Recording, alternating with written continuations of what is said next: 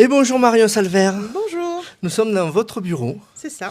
Donc vous êtes de l'équipe municipale, adjointe, avec plusieurs casquettes. Je suis pas adjointe. Pas adjointe. Non, Pourtant, il y en a des casquettes. Oui, non mais je suis directrice déléguée à la culture, au commerce et au sport. Voilà, je suis une employée municipale. Voilà, L'employé. Ah, vous n'êtes pas élu. Voilà, On aurait cru parce que vous faites tellement de choses et puis des belles choses. Je le dis franchement, les animations, les décorations Jean Jaurès, ça fait plusieurs années depuis le début. Oui, depuis 2020. Enfin, même on a commencé en décembre 2019 la première fois et on a fait l'été pour la première fois en 2020. Alors, chose superbe, le petit détail que je dis parce que vraiment, vous me l'avez dit la dernière fois, c'est que c'est fait sur mesure, les décorations de Béziers. Voilà, une partie. Partie. Parce que j'ai malheureusement pas les moyens de faire non plus la place entière, mais il y a toujours une partie qui est faite sur mesure pour Béziers, voire tout quand on peut. Mais ça revient moins cher de faire sur... Non, mais c'est plus cher de faire sur mesure. C'est plus cher, mais vous ne le retrouverez pas ailleurs. C'est génial, ça, c'est génial. C'est la beauté de la chose. Et ça attire un monde, et ça draine la consommation autour, Jean Jaurès. Oui. Les gens viennent gratuitement en famille, et après, des retombées, c'est pas négligeable. C'est pas un coup de folie comme ça, c'est calculé quand même, de telle opération. Oui, bien sûr, c'est que c'est raisonné effectivement parce que ça permet vraiment de dynamiser les commerces autour, y compris tout ce qui est socio-professionnel lié au tourisme, parce qu'on remarque que les gens viennent de plus en plus loin, donc viennent passer la soirée à Béziers et souvent aussi la nuit à Béziers. Quand vous descendez de Castres ou de Mazamet, puisqu'on en a pas mal qui viennent de là, ils viennent passer la nuit dans les hôtels, donc ils consomment dans les bars, dans les restaurants, à l'hôtel. Donc oui, il y avait un vrai impact économique de ces décorations également. Alors, en tant qu'employé municipal, je pensais que vous étiez adjointe, vous voyez. Vous avez une telle ampleur dans la... Et puis on compte sur vous, le maire compte sur vous aussi. Écoutez, il vous cite souvent et il vous n'avez pas droit à l'erreur. Il vous met la pression, mais c'est gentil. Vous. Non, mais il me fait confiance. Oui, voilà, il vous fait confiance. Les casquettes, alors, quelles sont-elles? Il y a le sport, il y a la culture, le commerce, le sport et l'événementiel. Il y a beaucoup de choses. Et même... l'archéologie, et on va parler, c'est pour ça que je viens vous voir, des mosaïques qui ont été trouvées au Halles dernièrement. Alors c'est un gros événement pour la ville. Alors je le dis parce qu'il y a un poisson d'avril, on peut le dire. Il y a un poisson d'avril, alors ça c'est rigolo, un poisson d'avril de l'Office du tourisme, le 1er avril donc, qui faisait croire que les restes du grand-père de Raymond Trencavel avaient été découverts sous les Halles. Et quelques jours après, vous m'avez dit, il n'était pas au courant encore. Pas du tout. Quelques jours après, qu'est-ce qui se passe? Racontez-nous. Et donc quelques jours après, on faisait donc des sondages comme on le fait régulièrement sur ce genre de chantier où on sait en plus qu'on est... Oui, donc c'est le ministère de la Culture qui nous demande de faire des sondages, surtout dans les parties historiques. On sait très bien que sous les Halles, on connaissait l'église médiévale Saint-Félix, donc on savait qu'il y avait des couches archéologiques avec des choses qui pouvaient être découvertes. Donc, l'église date de bien longtemps déjà. Ah, tout ça, ça certifie que la ville est la plus ancienne de France. À l'époque. Alors, attention, la ville la plus ancienne de France, c'était les Grecs, donc on est encore bien avant. Là, on est sur l'époque carolingienne, donc une église dont on a les traces, on a les premiers écrits qui les relatent vers 1092. Donc on savait, et surtout sur cette partie de la halle, ça n'avait jamais encore été fouillé, parce que lors des dernières rénovations qui dataient de 1987, seule la partie, la moitié en fait des halles avait été fouillée, parce que c'est là où on a fait le sous-sol. Le sous-sol des halles ne concerne que la moitié des halles. Donc on avait creusé de ce côté-là et on avait trouvé à l'époque donc le cimetière rattaché à l'église, mais pas l'église. Donc là où on a creusé, en fait, on est vraiment sur les fondations de l'église médiévale, donc dont on a retrouvé justement le plan. En retrouvant les fondations, les murs de fondation. Par contre, on ne s'attendait pas, parce qu'on ne fouille en fait à la profondeur, on nous indique la profondeur à laquelle fouiller en fonction des travaux que l'on va faire. Comme ça, tout ce que il y a des règles. Voilà, c'est-à-dire on ne va pas fouiller C'était pas profond, vous n'avez pas fouillé profond. Non, vous avez 1 mètre, je crois, à peu près. Non, parce qu'on a fouillé juste au niveau des réseaux qu'on veut faire. C'est-à-dire on a refait le plancher des halles avec les réseaux dessous. Donc finalement, on n'a pas besoin d'aller beaucoup plus profond que 60 à 80 cm sous le dallage initial. Donc on n'a pas creusé plus profond que ça. Justement, on n'abîme pas les niveaux archéologiques plus profonds si on n'a pas besoin d'y aller. Voilà, Tandis on que le laisse à la postérité. Le forage pour solidifier les halles, par contre, il fore à 10 mètres pour solidifier tout autour des halles. C'est autre chose. Hein. Il fore à 10 mètres de profondeur. C'est pas des fouilles. Hein. Il fore pour faire des piliers tout autour des halles. Voilà, mais il y a des piliers qui sont à des niveaux qui étaient déjà en place de toute façon. Donc, il y a pas on ne fore pas plus que là où ça a été foré avant nous, en fait. Sinon, voilà. Donc, sinon, on fait les sondages. Et donc, on ne s'attendait pas, par contre, à trouver le niveau antique, hein, donc, c'est-à-dire le niveau romain, à ce niveau-là, hein, c'est-à-dire à 80 cm. On est à 1 mètre par rapport à la dalle qu'il y avait actuellement.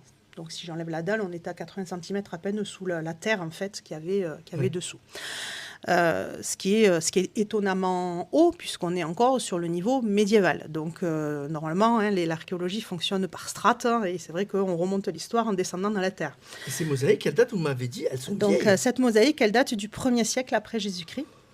100 ans après Jésus-Christ, on est en 2024. C'est ça.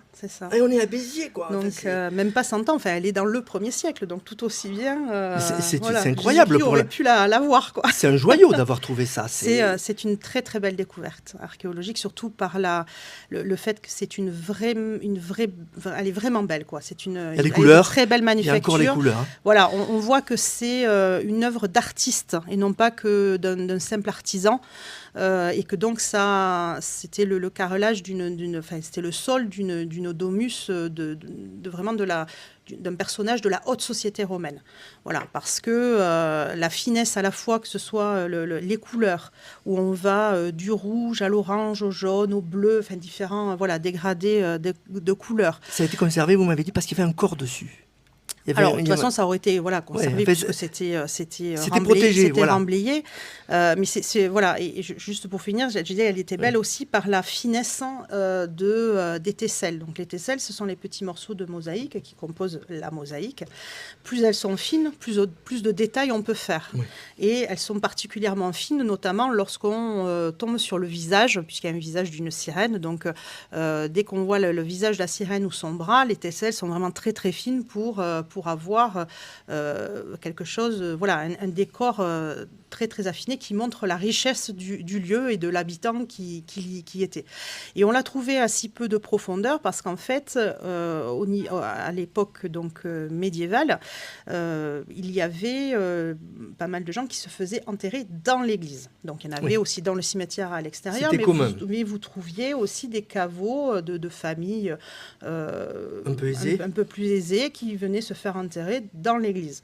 Donc il se trouve que c'est de la mosaïque, la partie de mosaïque que l'on a retrouvée, parce qu'il faut savoir que ce n'est vraiment qu'un petit morceau, parce que vu... Il y a plus auquel vous auriez pu avoir accès ? Ah non, on n'aurait pas pu avoir accès. Par contre, on sait que ce n'est qu'un petit morceau parce que vu ce que l'on a découvert, ce qu'on appelle l'opus sextilé, qui est le seuil en fait de la pièce, et c'est là où on a la frise qui est la bordure. Une mosaïque fait un peu comme un tapis, donc vous avez un contour, voilà, et en général une iconographie à l'intérieur. Donc ce contour qu'on appelle opus sextilé, vu la taille et la largeur qu'il fait, on sait très bien que la pièce devait être très grande. Ça devait être une pièce d'apparat dans cette domus. Par contre, on n'en a retrouvé qu'une partie parce que à la fois l'église médiévale, donc les murs de l'église en ont cassé une bonne partie. Et après, les caveaux qui ont été creusés ont cassé le reste. Sauf dans ce caveau-là, parce que les gens qui se sont fait enterrer là ont souhaité conserver cette mosaïque pour servir de sol, en fait, du caveau. Et à l'époque médiévale, on enterrait en général les gens simplement dans un linceul. Donc là, le corps était posé à même la mosaïque. Et vous l'avez retrouvé. Voilà, oui. Ouais, on a trouvé les ossements, oui. Tout à fait. Alors, Marion, quand vous apprenez cette nouvelle, comment vous réagissez et comment vous prenez l'ampleur de cette découverte ? Alors très rapidement, les archéologues qui s'y connaissent bien mieux que moi ont relevé la richesse de cette mosaïque et sa beauté et sa valeur scientifique. Il y a un service d'archéologie à Béziers. Oui, on a la chance d'avoir ce qui n'est pas le cas de toutes les villes ne l'ont pas et c'est vraiment un vrai plus pour ce genre de découverte pour nous. Donc de suite, les archéologues ont repéré la richesse de cette mosaïque. Donc à partir de là, qu'est-ce qui se passe? On prévient le ministère de la Culture. D'accord, parce que voilà, c'est une découverte de taille. De taille. Donc voilà, ils sont venus constater sur site la mosaïque et on a le maire a très rapidement pris la décision de la déposer, donc c'est-à-dire l'enlever de là où elle était, pour ensuite la valoriser dans les halles. Pourquoi on l'a pas laissée à cet endroit-là? Parce que dans les futures halles, ça sera au milieu d'un restaurant, donc ça n'avait pas de valeur à être valorisé à cet endroit-là. Vous allez plutôt les mettre au mur, non? Et on va plutôt la mettre au mur parce que faire des mosaïques, en fait, laisser des mosaïques au sol, soit il faut les laisser à l'air, en fait, pour que ça puisse continuer à pas trop s'abîmer. Pour pas les encaisser, pas les protéger. Non, parce que si vous la protégez avec une dalle en verre, comme ça se voit parfois, ça moisit très vite. Voilà, donc ça veut dire des restaurations tous les 5 ans pour pouvoir la garder en état. Donc il vaut mieux la valoriser de façon verticale. Donc voilà, on va la valoriser. Ou encore, on ne sait pas, puisqu'on est en train de faire plusieurs scénarios. Mais elle sera valorisée dans les futures halles. Il ne fallait pas retarder les travaux aussi, qui sont quand même très timés. Ouais, non, c'est pour ça que ça s'est fait très très vite et que vous pouvez malheureusement plus voir la mosaïque a fait la demande, à sa place. Voilà. Et merci de nous recevoir. Vous m'avez demandé si on pouvait aller au Halles, mais il n'y a rien à voir. Non. Et tout a été enlevé, ça a été envoyé à Montpellier, on m'a dit. Non, ça a été envoyé à Arles. À Arles. Voilà, donc ça sera dans les ateliers d'art antique. Pour la restaurer. Elle sera restaurée, tout à fait. Voilà. Mais c'est superbe parce qu'outre cette aventure des Halles, c'est un événement pour la ville, je crois que les gens se passionnent en plus pour cette découverte, c'est pas rien pour la ville. Le maire a pris l'ampleur, je pense, vous aussi. Oui, bien sûr. Oui, et merci pour les photos. Vous nous autorisez de mettre les photos dans le reportage. Oui. Voilà. Et bravo au service archéologique aussi qui a œuvré. Qui a vraiment, puis surtout qui a œuvré à une vitesse, les pauvres. Je crois que combien de jours ça a pris? Ça a pris entre la découverte et la dépose, une semaine, ce qui est juste. Nous, les journalistes, on a l'habitude d'être réactifs, mais là, il a fallu que je sois très réactif. Franchement, ils sont allés vraiment en marche forcée, les pauvres. On les a fait travailler le week-end, tout le temps. Ils y ont été. Bon, après, on a la chance d'avoir. Ce sont des gens passionnés aussi, donc ils connaissaient la valeur de cette découverte. J'en ai déjà interviewé, mais c'est vrai. Et ils se sont donnés corps et âme sur ce chantier-là, et ça nous a permis effectivement de ne pas faire perdre de temps au chantier, puisque en une semaine, tout était trouvé, enlevé, déposé et remblayé maintenant, donc d'où le fait qu'on ne peut plus la voir jusqu'à l'ouverture. Donc Marion, tout se passe à Paris toujours ? Toujours, il y a tout qui se passe à Paris, c'est vrai? Non, les Jeux Olympiques, je crois, mais après, il se passe pas mal de choses chez nous. C'est fou quand même, c'est fou. On s'en rencontre tous les jours, moi qui rencontre les gens sur le terrain. Et alors, je vais vous dire ce que je le répète à chaque interview, mais ça m'a tellement marqué. Un Parisien qui travaille sur une série télé d'une chaîne nationale m'a dit, mais tu vas trouver des choses à dire sur Béziers? Je vous assure qu'il m'a dit ça. Faites-le venir. On lui montrera. Je le ferai venir. Voilà. Merci beaucoup Marion. Et on se rencontrera sûrement pour d'autres choses parce que vous avez beaucoup de casquettes, je le rappelle. Et merci de m'avoir reçu. Je vous en prie. Bonne journée. Au revoir. Au revoir.